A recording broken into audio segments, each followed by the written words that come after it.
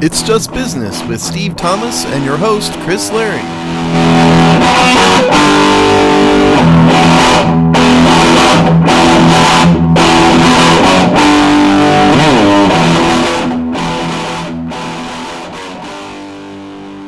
Hello and welcome to another episode of It's Just Business on the Hogstye Network, the show where you can look at the dollars and the cents of the sports media business industrial complex. You can find us bundled on Disney Plus, Netflix, Apple Plus, Peacock, Comcast, CBS, old school NBC, new school ABC, Hulu, FX, and Fox Searchlight. How you doing today, Steve? I'm doing all right. We've been, we're entering contract negotiations with all those streaming services individually for the show. So we'll let you all go because Chris and I are both camera ready. From a looks, standpoint. Trust me.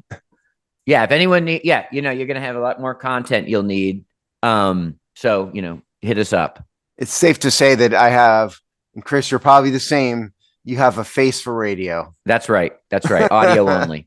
Audio but seriously, if you need someone Netflix for your upcoming Christmas Day studio show or side commentary or post recap game podcast, we're here for you.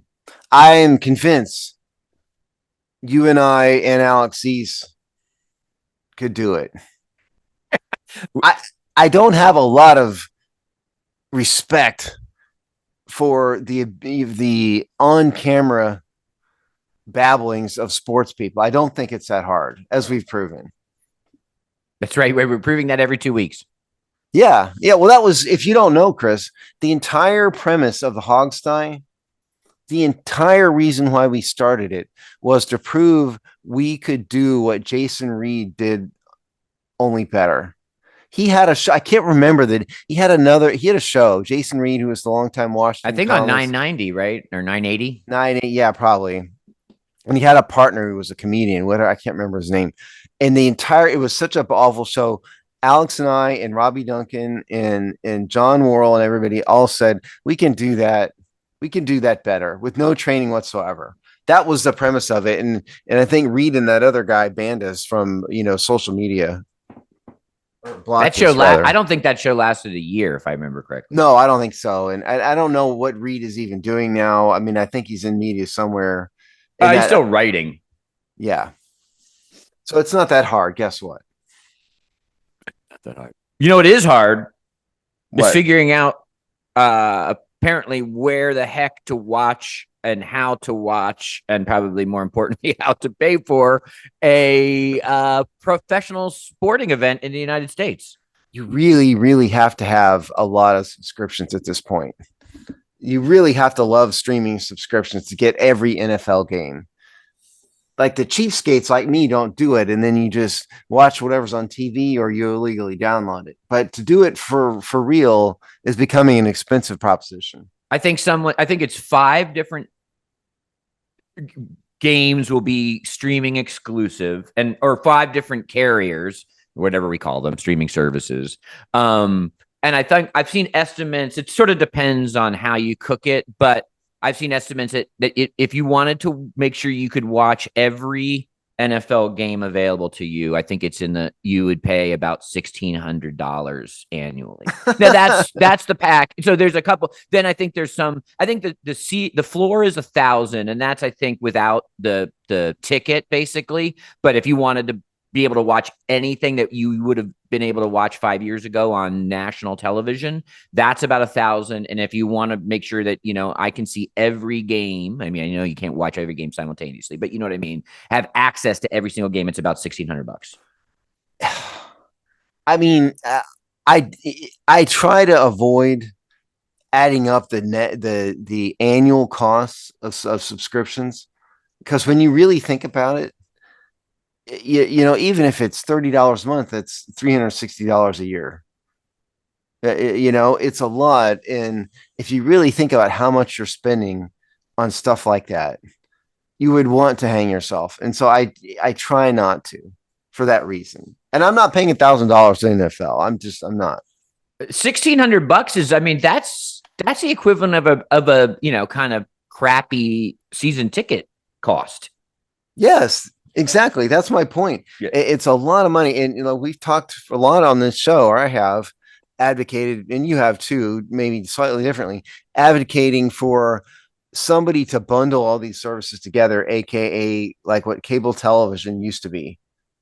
There really needs to be something like that at this point.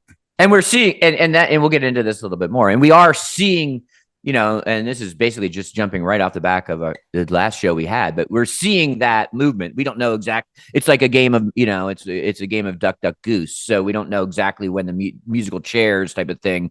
We're not sure how it's all going to shake out, but that is heavily the move towards that. But again, the NFL drives everything, and they also are the fly in the ointment, because I think when we talk about sports and streaming and all of this mishigash, the big story that we're talking about just at the lead of the show is this idea that, the reality that Netflix is now going to be broadcasting 2 NFL games starting on Christmas Day, starting this coming NFL season.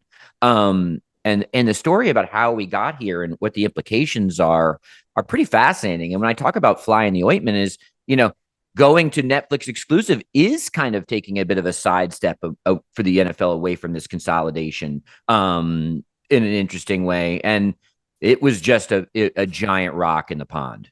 Well, yeah. And there's a bunch of stories on this, but if you want to read a story on this, this is The Athletic. Netflix gets NFL Christmas Day games, a fire-breathing shot at its competitors by Richard Deitch, dated May 15th.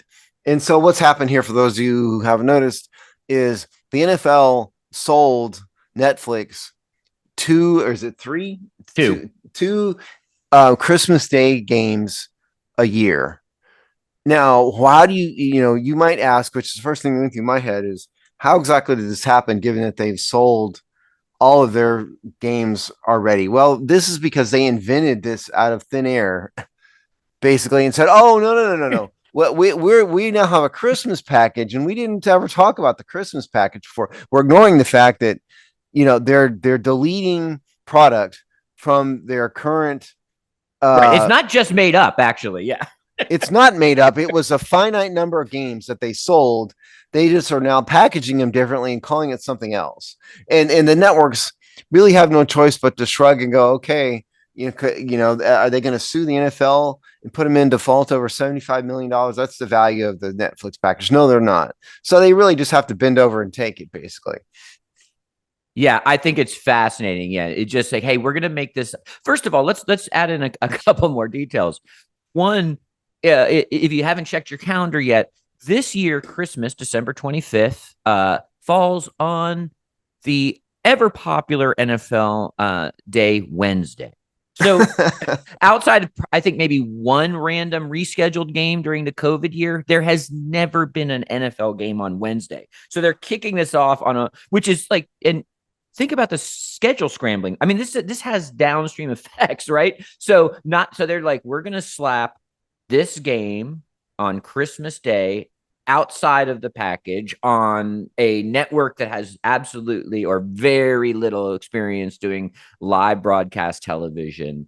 We're going to slap it on the Wednesday, and we're going to just tell the NBA, hey, sorry, when they said explicitly just last year that Christmas Day games wouldn't be a thing. Well, they just put 2 on a Wednesday, and they sold them for $75 million a pop.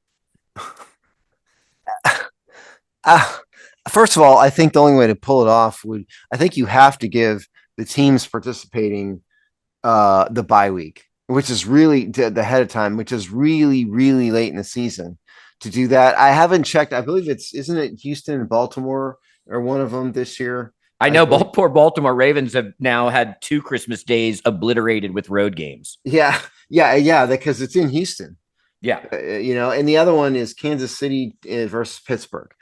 I don't know how you put, like you said, Wednesday's a really weird day. And yeah, I know they had one makeup game, I think, on a Wednesday during the misguided COVID year, but there's a reason why games are never on Wednesday. Because like from a health perspective, football, just, you can't recover that fast. And so it's really hard. So I would assume we'll check the I'm going to check the Texans schedule on the fly here. Yeah, they definitely have. I mean, whether it's effective or enough or, not kind of kooky, they have worked it out. So there's some kind of, whether it's on the front end or the back end, Steve, I guess you'll see. But there is a mini buy baked into those. Yeah, I would assume. So I think we've predicted, maybe not this specific thing, but we've been predicting Netflix rise in sports for a long time. And from a marketing perspective, you have to understand where it came from, which is, of course, they were just in their infancy a mail order DVD place or company. And then it graduated to streaming. But when nobody else was streaming, they had basically every movie on Netflix. And now that nobody's selling them, movies anymore, they've had to produce a lot of their own content. And so then they have gone from comedy. They did some comedy live things. Now they've gone to sports, and they started small, like with F1 and wrestling, and now they're graduating into the major leagues here. So you really have to wonder whether this is a trial balloon for Netflix getting a real piece of the action at some point in the future. Oh, 100%.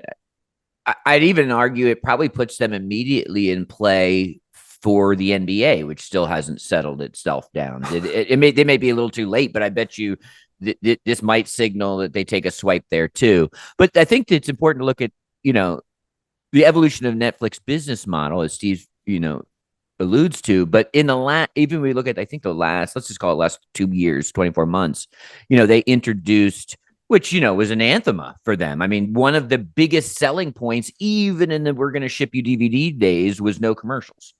And up until about 2 years ago, no commercials on Netflix was still a massive differentiator for them. Well, they changed that. They went, now you can pay with ads. It's the cheapest Netflix subscription. You can go up to no ads, which never holds, by the way. There's always ads. And now that's probably proven profitable. It is the next frontier for them in terms of market and profit. And so what better way to just hit the, massive 3 rocket fuel boost accelerator than NFL games to just throw your ad revenue into the solar system.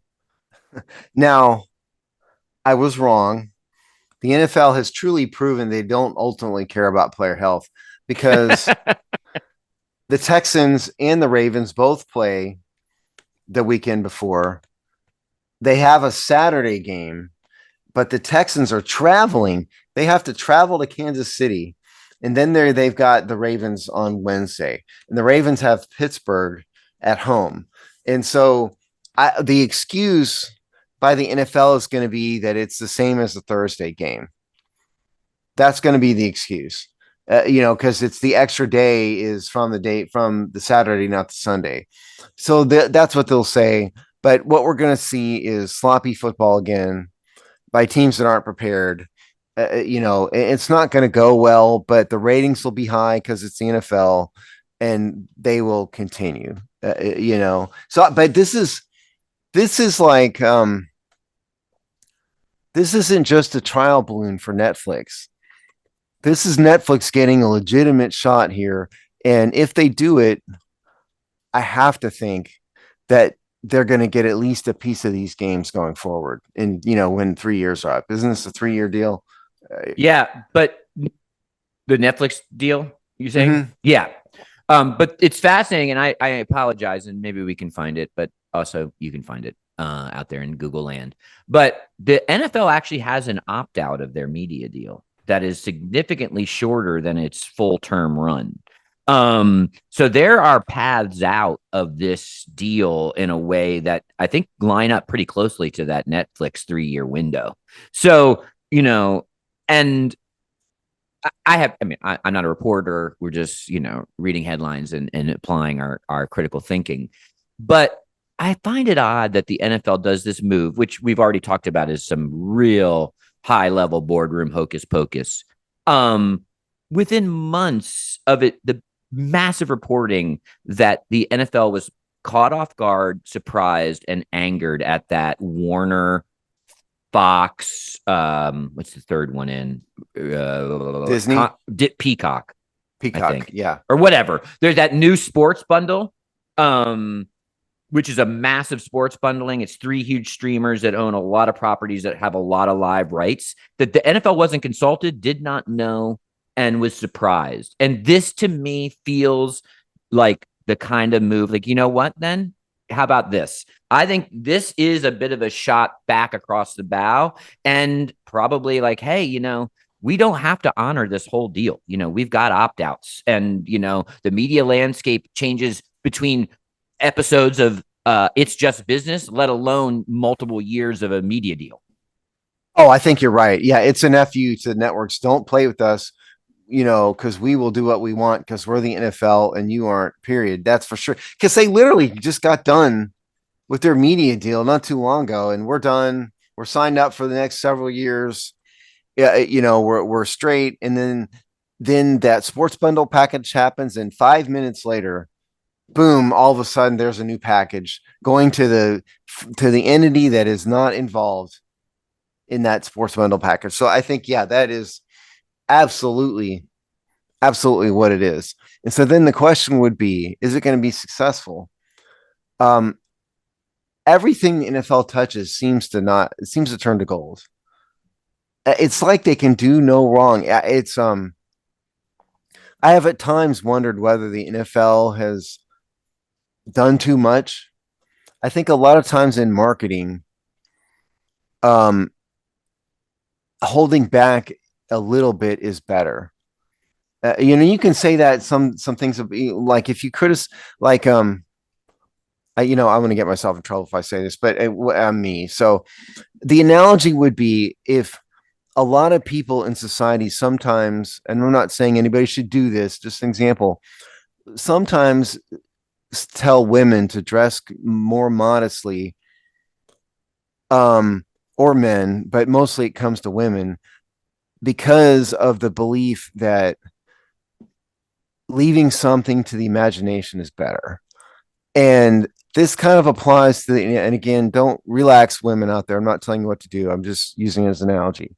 But that kind of applies to the NFL. I've always said that we're going to get to a point where too much is too much, and it's going to overstay its welcome. So like now for this week in the NFL, for example, this Christmas week, they've got games Saturday, Sunday, Monday, Wednesday, and Thursday.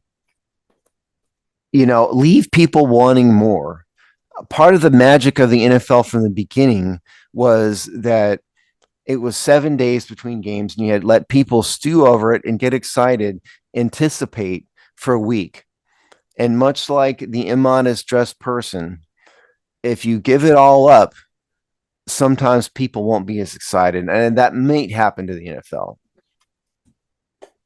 Steve, available for graduation commencement speech booking at Harrison Butker, small Catholic university near you. Yeah, I agree with Harrison Butler said some good things, just for the record, but continue. So I just looked it up. They have a 7-year out, which would be 2030. It's a 2023 to 2033 deal run, but the NFL can actually kill it in year 7. Okay, so it's not immediate, but that's enough time for them to proof of concept. We're going to redo this, right? They'll have plenty of dry powder for that negotiation, is what they're going. Now, to your overexposure point, Steve, I agree with. In a conceptual white room, I agree with you. The data would suggest so far, and I think for the NFL, it's going to be a don't touch the hot oven, don't touch the hot oven. Why are you grasping on to the hot oven? Mm-hmm. When are you going to start to burn? I don't know, but I don't see it happening anytime soon. But there's a line somewhere, but I think they're bound and determined to not know where the line is until it burns them. Yeah. Oh, yeah. Oh, definitely. The NFL is reckless when it comes to stuff like this, because every other sport's been burned by something. If you think about this, Baseball got burned by the strike in what year was it? Jeez Louise, 90s. Yes, got burned. It took them years to rebuild.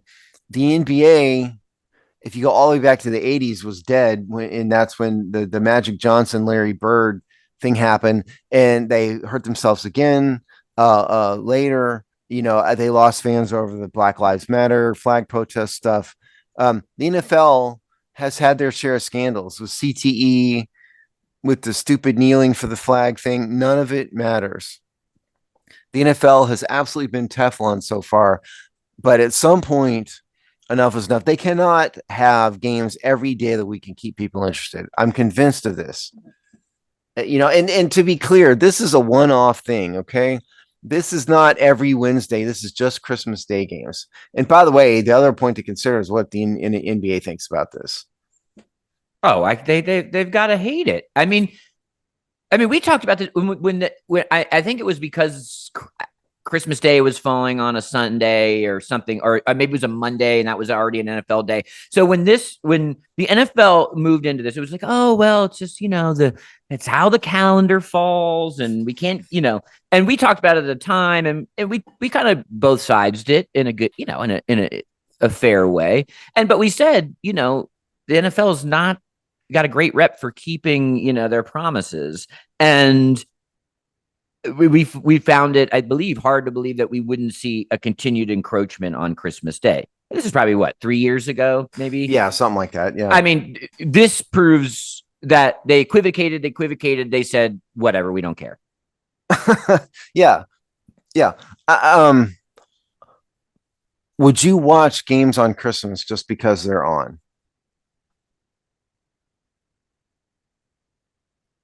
I am not. Well, first of all, as a general rule, I don't like games that I like to watch games. I'm obsessive about watching games. I will watch and apparently pay to watch games. Christmas Day, Thanksgiving Day, I got competing interests. So it doesn't is it on? Maybe, yeah. Do I sneak it? Or, if there's a group of people and there's a subset of them that want to watch, it's on, blah, blah, blah. But it's those games are some of my least engaged with games of the year just because there's other stuff going on, and quite frankly, other stuff that I want going on. I don't need an NFL game on Christmas, and because of they want to hit the European market, which is a big reason here, by the way. This has got an international expansion flavor, especially and that's another sub story of partnering with Netflix because they're so global that they're kind of early games on Christmas even, so they're, depending on where you are in the country, it might sit smack dab in where you've got family traditions, blah, blah, blah, blah, blah. So no, I don't, I find these games annoying. I mean, just from a fan standpoint, I almost wept with joy when I saw that the Washington football team played no holiday games. Yeah, I'm with you. I feel no compulsion to watch an NFL game on Christmas Day. Other things for me and for many people out there are more important on Christmas and Thanksgiving, which is family and the holidays and all that. It may be on at some point, some portion of it in the background or whatever. Yeah. But for me, at least, and I think for many people who celebrate Christmas, which is certainly the vast majority of Americans, whatever your religion is, you acknowledge Christmas as a day. You're getting a day off. Yeah. And but I say this every time, like I said, they're just Teflon. Every time I predict something like this, it always goes wrong and they win anyway. But I've got to think this is part of me says I think it's a step too far. But then again, the NBA has done well historically on Christmas by their standards. I did run. I can't remember, so I can't attribute it. But I did see one interesting insight about how this is even more damaging for the NBA, past the obvious. And that was this. Also, you got to remember, in an old school cable way. Okay, I got the NBA game on picture in picture. I've got the NFL game on my main broadcast. I'm riding my last button as I just bounce between commercials between, Boston Knicks and, Steelers Chiefs or whatever. You can't do that in these services. If you you kind of have to pick your lane. and you're locked in. I mean, obviously you can, but you're fumbling with 3 remotes and it's a pain in the ass. It's not like going click, click, click, click, just, going between the commercials. So it also means you kind of have to, you pick and choose your lane here. Well, yeah, unless you're really a veteran, you've got multiple TVs in the same room. You can't just hit the last button and go from Netflix over to the network or wherever else, because it's got to load up and all that. So yeah, and for those of you who do the picture-in-picture stuff, I don't do that, but whoever Lots of people do, yeah, that's not possible here, for sure.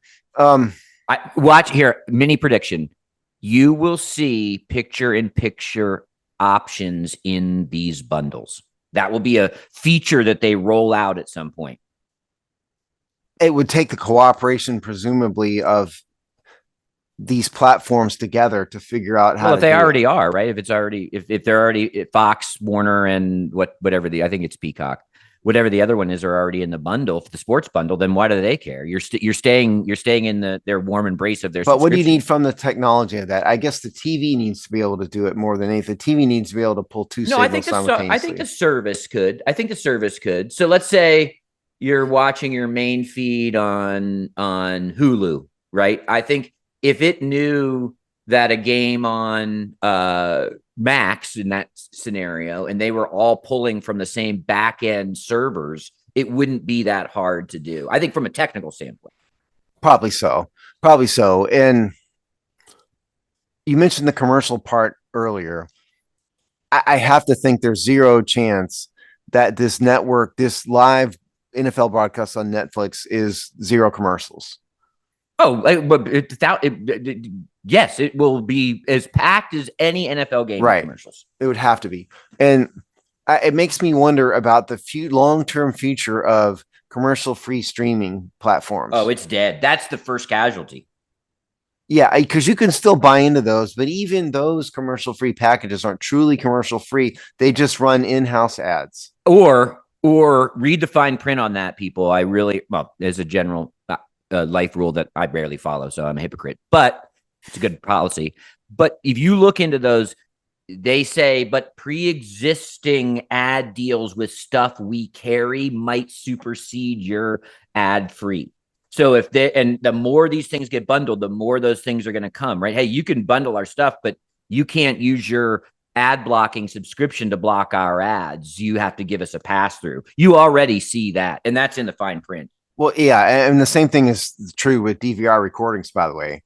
The DV, you can hit commercial skip when you're watching DVR recordings, but it intentionally turns itself off when the network in-house ads come on, if everybody notices. Yeah, right. The funny thing is, if you think about the rise of the DVR, which is now 10 or 12 years ago, and then Netflix, we had this era where we really had the war on commercials. We were winning. There was that shining moment, that utopia in the sky. And really, to me, the just giant narrative out of this, which just plugs into the theme of the show, is that the ad industry, for lack of a better term, has caught they've won the war. We were celebrating winning the battle, but they have locked down the war now. I mean, in fact, with green fields ahead of them.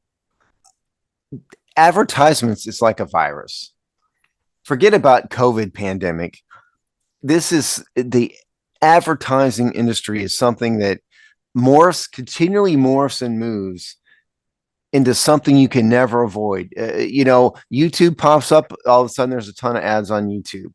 I'm not on Twitter, but somehow Elon Musk is he's making money on Twitter advertisements by having in your Twitter feed ads. It's a whole podcast itself, really. If you go back to the 80s or maybe even later, the only advertisers really saw are print ads and then commercials. It's like anything else, right? It's like the slot machine technology or anything. It's, to me, like maybe the sports metaphor here is that, the doping cheats always stay 1.5 steps ahead of the tests, right? Like there's all, so here's the ad tech industry is always just a little bit smarter than the rest of us. And you're the never rest going to of catch the steroid cheaters. right, exactly, right. There's always some, they're always a little bit ahead, and I think that's what we learned here. And now they're almost harder to. This is going to be the next couple of years will be the hardest you've had to work, and maybe you can't even do this to avoid commercials in 15 years. I don't think you're going to ultimately be able to do it. Nope, that's the lesson. And I think at some point Netflix is just going to surrender on the commercial free platform and just go, we're having ads for everybody. It's just they have to do it gradually because they don't want to lose customers. Yeah, they're boiling the frog on that one. All right, well, we should probably move on because if the last 2 weeks or anything, the next 2 weeks we'll have a complete re-scrambling of everything that's going on here in some capacity. But living on the other side of the re-scramble, obviously, is college athletics and NIL, with topic that we've gone over time and time again.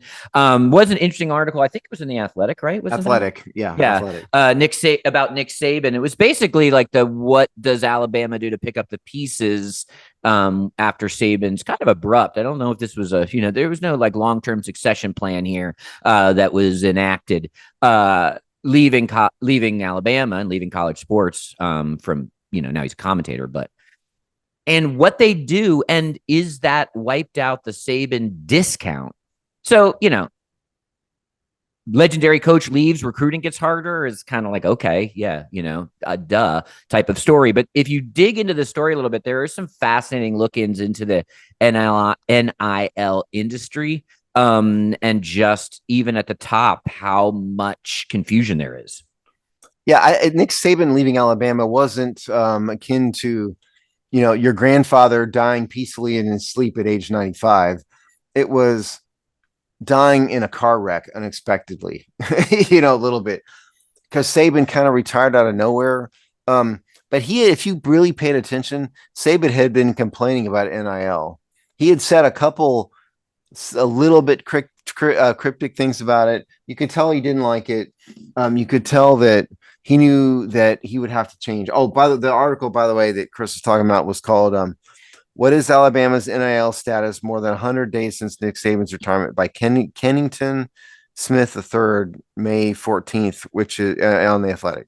And just the story basically is that the new coach, Kalen DeBoers, he knows that the Saban discount is gone. He knows he's not Nick Saban.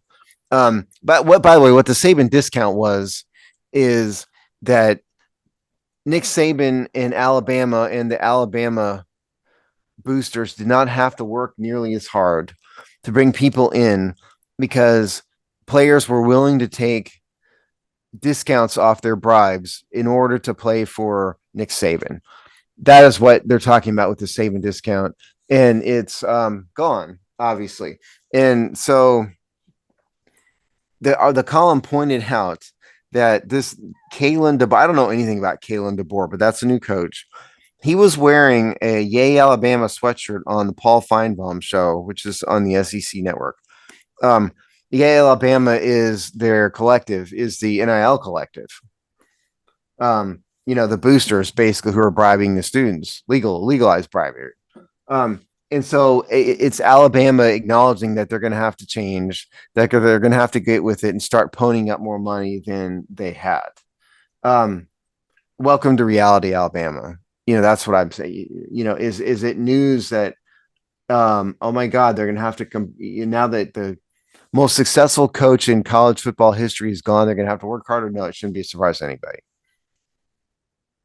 Yeah. And also, first of all, I think that was probably if the Saban discount was really a thing that was more reality than myth, in my opinion, then he'd still be coaching in Alabama. So I think that him leaving shows that the Saban discount was not enough. It's like one thing. Do I have to drive across town to save 10%, or do I just go walk down my block and pay the so at what point does the does the discount even matter? So I think that's at play here. But also they're still Alabama. It's still the SEC, right? So they still have a massive booster, network. So I'm not, don't cry for me, Alabama type of thing. But one thing, Steve, which I actually, it talks about this A&P sports agency, which apparently is basically in the NIL era, has really jumped to the top of the food chain. I'm on their website, a couple of really super interesting things about them. And you start to look at who's benefiting and why and what their backgrounds are. First of all, Steve, I discovered that somebody that you probably have at least a citizen relationship with is that on their partners, top 3 is former Houston mayoral candidate Tony Busby. I didn't know that. Oh, wow. I was trying to tell people that Tony Busby was a lot more influential than everybody realizes. It was kind of a big deal that Busby was involved in the Deshaun Watson stuff because he is big time. I wasn't aware that he was involved in NIL like this. He is the top 3 partner of the US's top NIL sports agency. Very interesting. I couldn't find their website, Chris. I'll give it to you in a second. The other 2 dudes who look like, they could be Tony Busby's sons, and that's not even a stretch. Really fascinating. So Jacob Piaski, who's referenced in that Athletic article, he has a quote about the Saban discount and so on and so forth. And he sort of validates it. He says, yes, we definitely had clients that took smaller NIL deals to play at Alabama. So he kind of backs up that thesis. Here's his quick bio, Steve. 5 years of experience in social networks and social educational technologies, experience with NFTs and cryptocurrency. And he looks about 27. Then we've got Stefan Aguilera, 5 years of experience in social media marketing, trademark owner of We Ain't Done Yet, got 90,000 followers in total access on all social platforms. So Tony Busby, massive lawyer. That's the easiest way to describe him, right?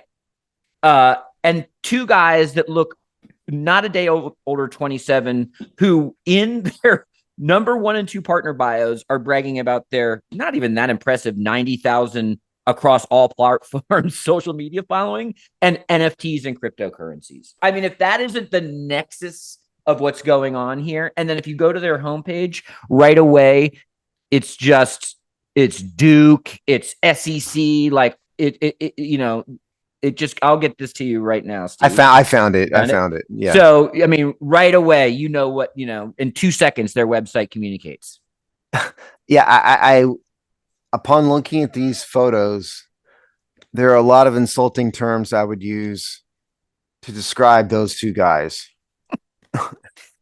Well, if you asked Mad Magazine, which I understand I'm dating myself, but if you asked Mad Magazine to do a parody panel, they would have cartoons of these 2 guys.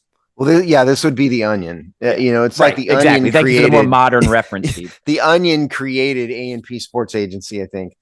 And yeah, it is kind of funny that he's bragging about 90,000 followers because that's not in that world across all platforms. That's not even like Yeah, it's not a ton. That's it's like bragging that you're 5'8". You're tall at 5'8", which is I'm 5'8". I know where I stand in the hierarchy of height. Okay, but so the interesting part of this is just simply that this is a brand new creation and invention caused by the NCAA. You think this is corrupt? You think this is too far? I don't disagree with you, but blame the NCAA for this.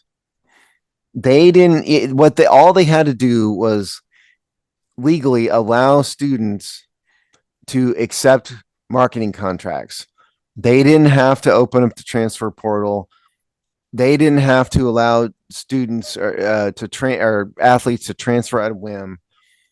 They could have set parameters for the conditions upon which athletes could accept these contracts. They didn't do any of it. And so what happens here is you have a host of A&P sports agency type things being invented out of nowhere by these D-bags like this who are 27, who are social media marketing majors. So if you don't like this, you need to 100% blame the NCAA for this. And it just brings up the same question we've had for, over this, which is, when is enough enough? What does this do to NCAA football?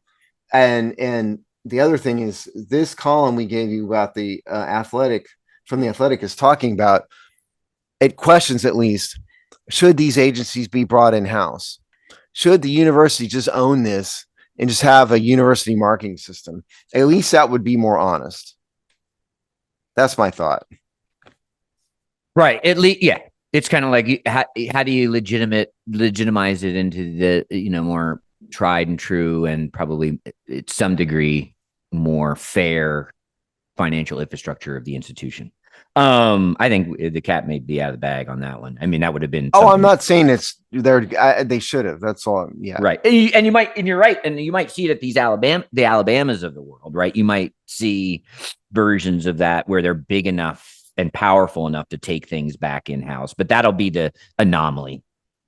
Well, and in these universities do not. The big legal problem is they do not want to give student athletes more of an argument that they're employees. Right. Because if you bring A&P Sports Agency in-house to Alabama or Georgia or somewhere, and then you have athletes entering into this, you could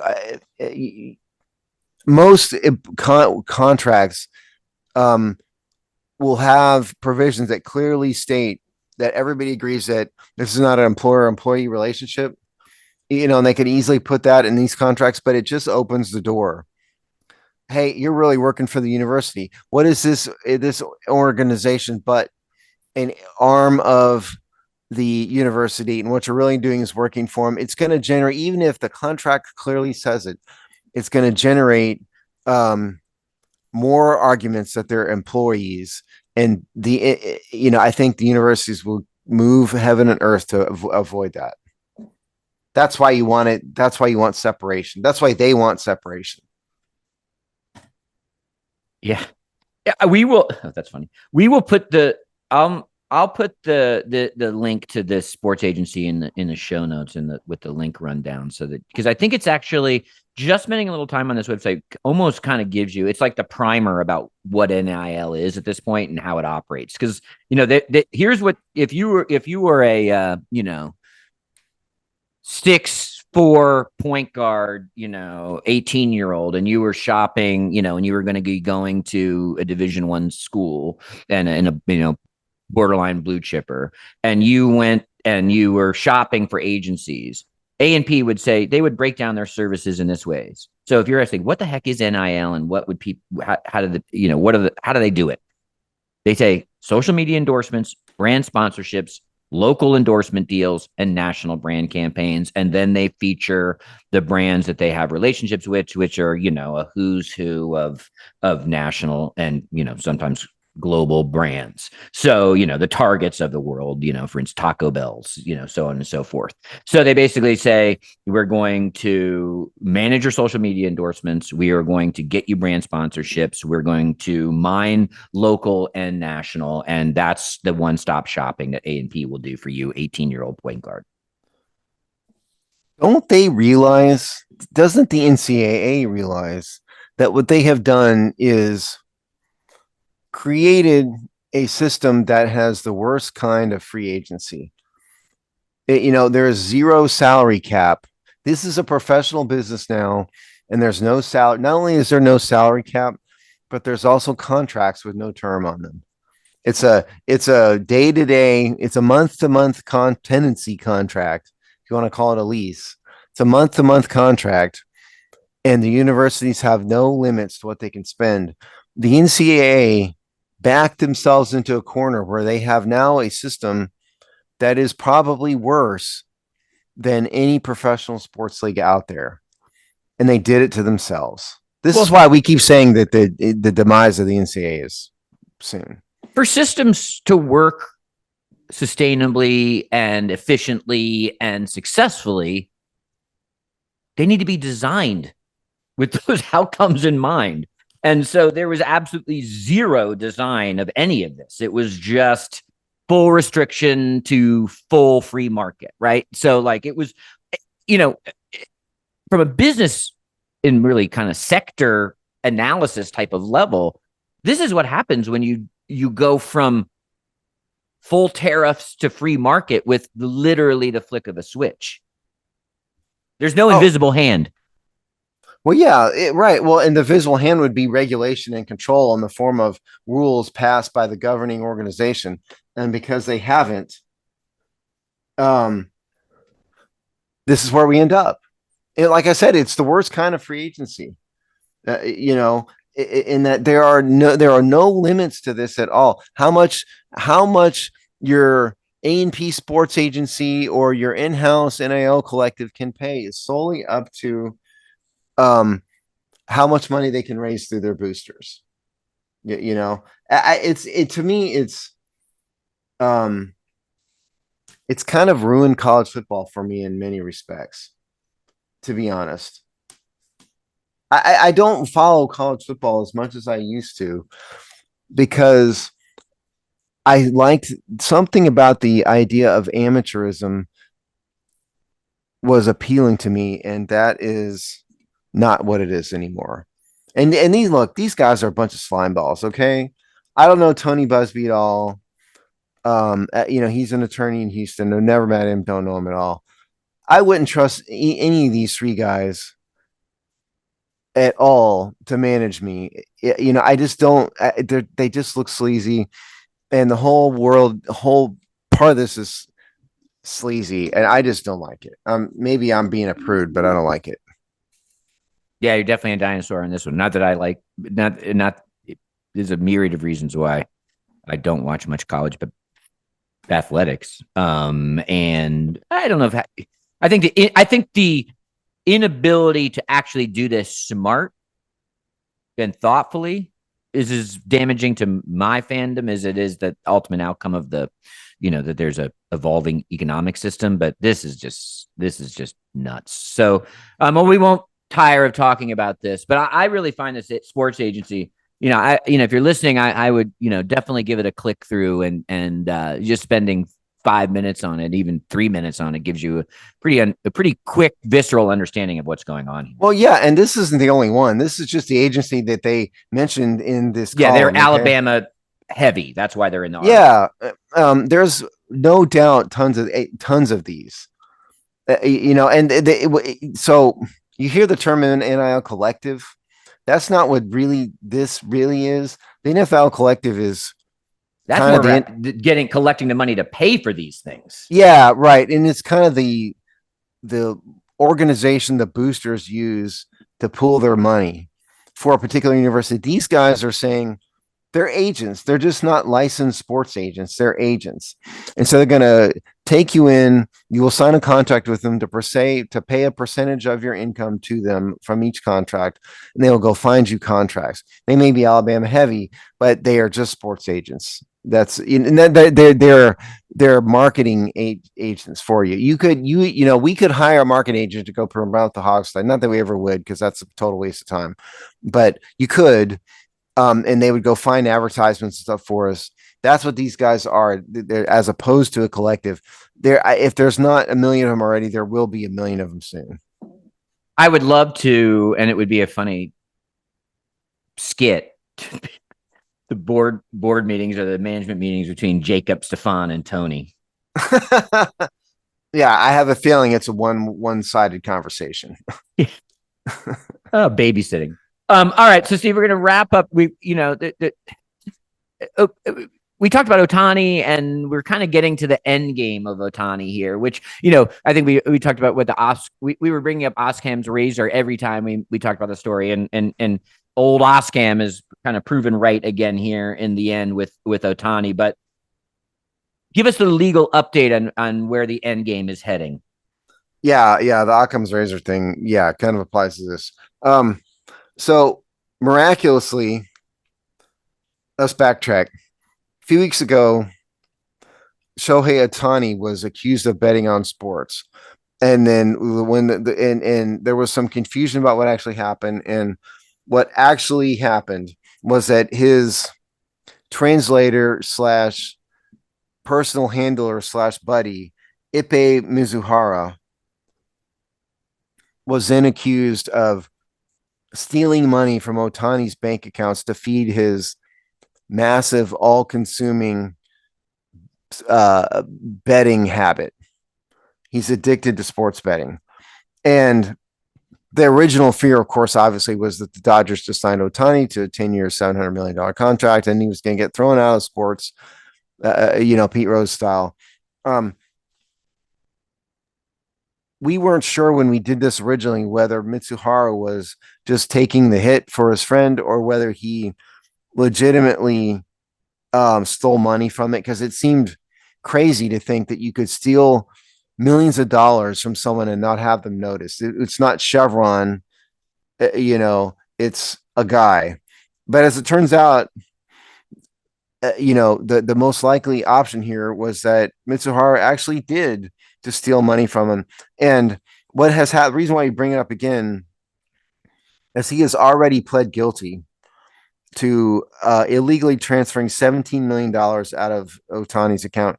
If you want to read a story, there are lots of stories on this, but the one I happen to be looking at is Shohei Ohtani's former translator to plead guilty to transferring $17 million from MLB Star's bank account, May 8th, by David K. Lee, L.I., and Madeline Morrison.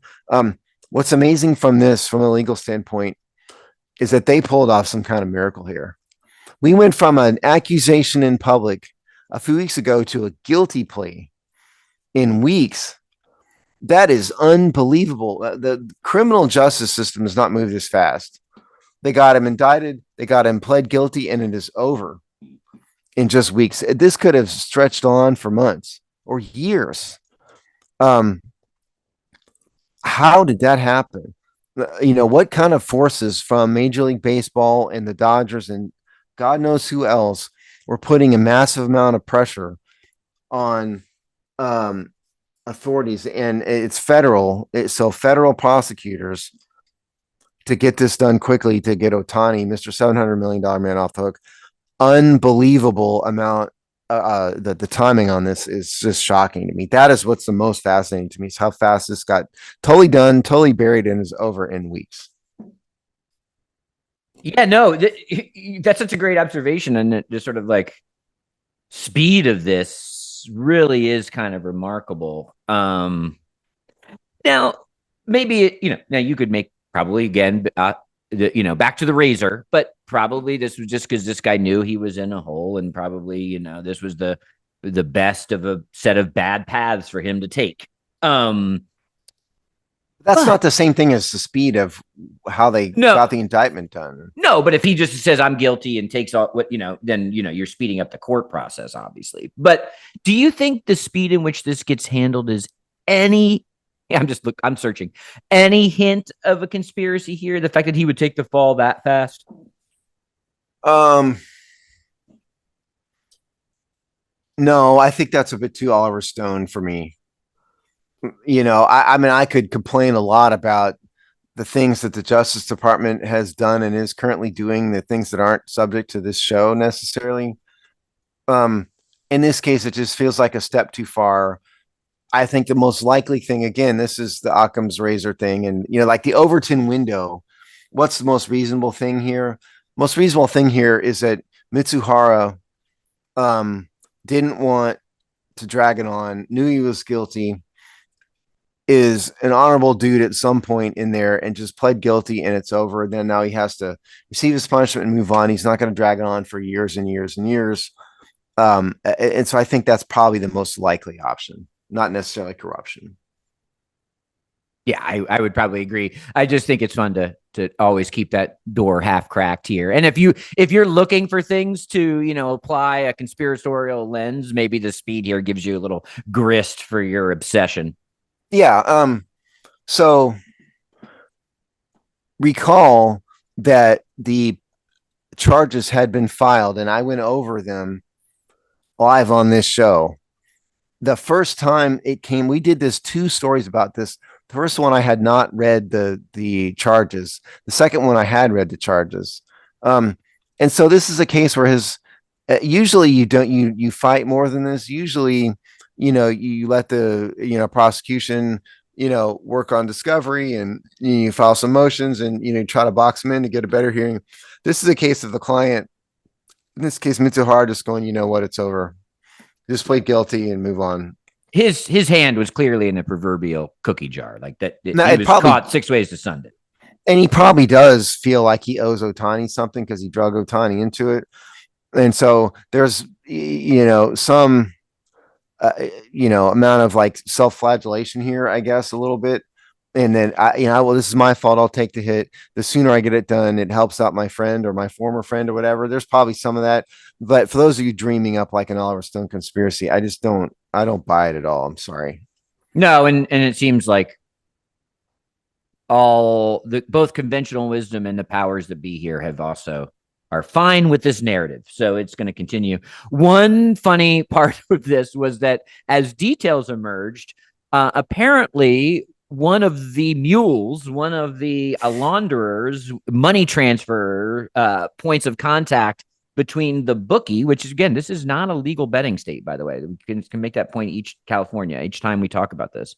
So this was all done through illegal books and bookmakers. So the in-between person, team, we'll call it here, was actually a cast member of the Real Housewives of Orange County, Jen Pedranti, and her boyfriend, Ryan Boyjilan, were basically the laundering service in this transaction between bookie and degenerate bettor. So kind of hysterical. Now, I'll admit I am sometimes a casual watcher of the Real Housewives. Oh, Chris. Real Housewives. Although Orange County, I've been in and out on it. I actually am not that familiar with Jen Pendrati's work. A lot of fun sports tie-overs to Real Housewives. Chris Samuels, Juan Dixon. Anyway. I have never watched 1 second of any of these things. Oh, so good. Look, you can't make this crap up, okay? No, I mean, although if you'd watched it, it makes more sense because these women are all ridiculous trash. There's one in doing time doing 10 years plus in federal prison right now. Oh, really? Yeah. So maybe I ought to not be that surprised, because if like you put this in a plot of a movie, the audience would roll their eyes at it, like, oh my God. I mean, this is just, it's ridiculous. I'm not watching Real Housewives of whatever this Santa Barbara or whatever you said this is. This one's Orange County. Okay. Orange. I'm not watching it just because of the Ohtani connection. I refuse. There's no way I'm doing it. That is absurd. But if you tell me one of these trashy women is in prison, did you say she's in prison? Not this woman. Another cast member, actually, of the Salt Lake City cast, is in federal prison for scamming. There's a Real Housewives of Salt Lake City. There is indeed. Is it a bunch of degenerate Mormons or something? That is definitely definitely part of it. But I think she had been defrauding retirees and old folks home. I mean, it's actually like there's some real kind of shady stuff here. I will put this in the show notes because I think this bears seeing, and I'm going to share it to Steve on the Zoom right now. Okay. But this is the couple at question, which makes a lot. My God. The visual really helps. This guy looks like Jordan Belfort. Yeah, right. No, you can see him running money between gamblers and bookies. Yeah. Okay. I've never seen those two people before in my entire life. Thank God. I'm at a loss for words about how dumb that is. I just can't. Look. Bottom line. I think Ohtani was legitimately not involved in it. Meaning that this is not Mitsuhara betting on behalf of Ohtani. I wouldn't necessarily go to my grave swearing that Ohtani didn't know about some of these debts ahead of time or whatever. But I think he was not betting on baseball. And certainly the Major League Baseball and the Dodgers are ecstatic that Mitsuhara did this so fast. Because if he had fought this, you could have a weekly media story about the ongoing Shohei Ohtani trial, even though it wasn't his trial, forever, going on for years. And you could have Ohtani in a courtroom testifying about how he was stupid enough to let this guy have access to his bank. It could have been an absolute PR nightmare for the highest paid player in American sports history. Yeah, no, I think the relief is palpable here. Yeah. We're not even at the All-Star break, and it won't even be a story. Everyone's just talking about, can he win the MVP from the DH spot? Now, I don't see in this story we had where anybody has talked about a sentence in this, because he's agreed to plead guilty. And that, I mean, occasionally someone just pleads guilty without a plea. It happens, but not normally. And so I'd be interested to know what his plea bargain is for this. It doesn't say. Is he going to do? I can't imagine he's going to avoid. He will entirely avoid jail time considering his size. 17 million. And as an example, we did this story a year ago or something about these Clinton Portis and a bunch of other NFL players who were defrauding Cigna, the health insurance company, by filing a bunch of ridiculous bogus claims, and they were like ordering equipment that has nothing to do with them.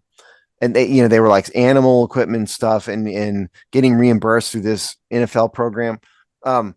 Those guys went to jail for that. Not long, but they went to jail. It was a lot less in total numbers than what Mitsuhara's done. So I have to think he's going to do some federal time, but it doesn't say what his, maybe he didn't plea bargain something. Be stupid, but maybe he didn't.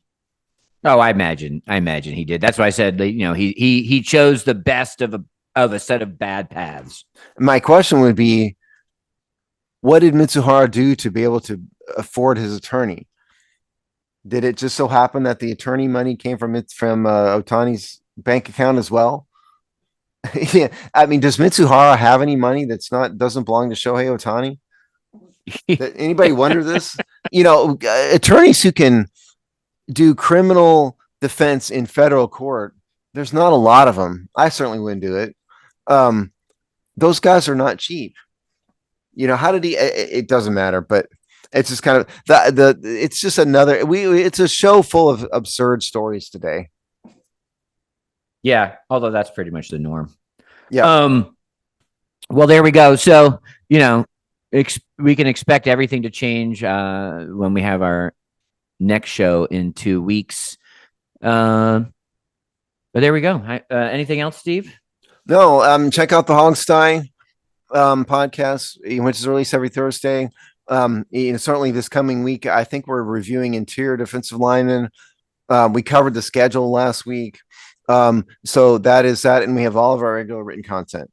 All right. And if you enjoy It's Just Business and you use us on Apple or Spotify, we would greatly appreciate a rating and review, or in any way that you listen or view this, give us a like, and feel free to reach out to us if you have any questions or comments. So we will see you in our next show.